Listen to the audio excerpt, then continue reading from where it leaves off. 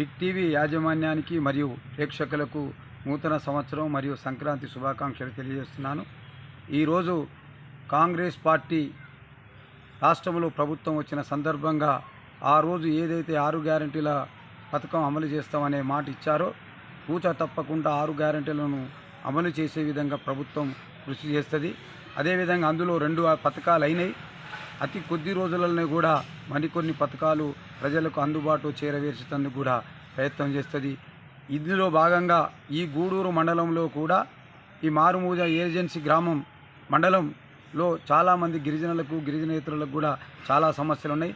ముఖ్యంగా భూముల విషయంలో గిరిజన ప్రాంతాలల్లో చాలా ఉన్నాయి.